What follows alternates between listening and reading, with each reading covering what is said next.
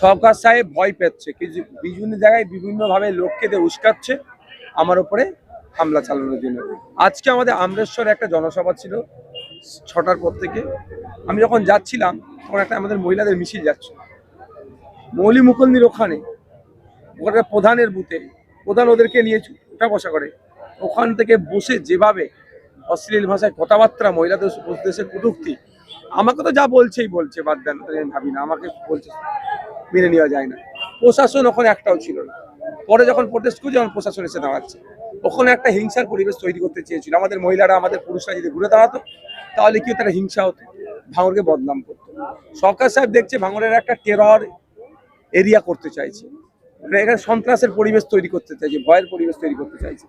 আর এখন আমরা এখানে ব্যবতা 1 নম্বরে চরিশ্বরে একটা প্রোগ্রাম ছিল, আমাদের প্রোগ্রাম একদম শেষের পথে, মানে আর 2-5 মিনিট বাকি থাকবে, এমন সময় খবর আসলো আমার গাড়ির পিছনের কাঁচ ভেঙে দেওয়া হয়েছে। কাঁচ ইট ছুঁড়ে ভেঙেছে। কোথায় মেরেছে? সেখানে লাইট জ্বলছিল, পরিকল্পনা করে লাইটটাকে বন্ধ করেছে, আগে করে ভেঙেছে। প্রশাসনকে আমি বলেছিলাম যে 10 মিনিট টাইম দিয়েছিলাম, ওই 15-20 মিনিটের মধ্যে প্রশাসন একজনকে ধরেছে। মানে আমার যখন গাড়ির কাছে ইট ছুঁড়ে, আমার ড্রাইভার কিন্তু তাকে মানে একটা তার বডিটাকে দেখে নিয়েছিল, ভিডিও যেটা দেখিয়েছে ভিডিওর সাথে ম্যাচ হয়েছে। তো এখন এটা হচ্ছে কথা, এবার ইনভেস্টিগেশনের পার্ট সরকার সাহেব পাঠিয়েছিল না লোকাল গুন্ডা মস্তানরা পাঠিয়েছিল, দেখার বিষয়। তবে সরকার সাহেব যে এভাবে আমাকে চমকানোর জন্য চেষ্টা করছে, এটা আমি না বলবো না, কারণ সরকার সাহেব বুঝে গিয়েছে যেখানে এইটা ভাঙড়ের মাটি, এই মাটিতে কোনো নটোরিয়াস ক্রিমিনালের জায়গা নাই, ব্যাপকভাবে হারবে। 2021 সালে এখানে কিন্তু আমি ভোটের প্রচার করতে পারিনি, আজকে তো বড় একটা সভা করে ফেললাম। তো মানুষ, নতুন মানুষ, পালপাড়ার মানুষ, মন্ডলপাড়ার মানুষ, মোল্লাপাড়ার মানুষ সবাই আজকে একত্রিত হচ্ছে, আইএসএফ এর কাছে আসছে।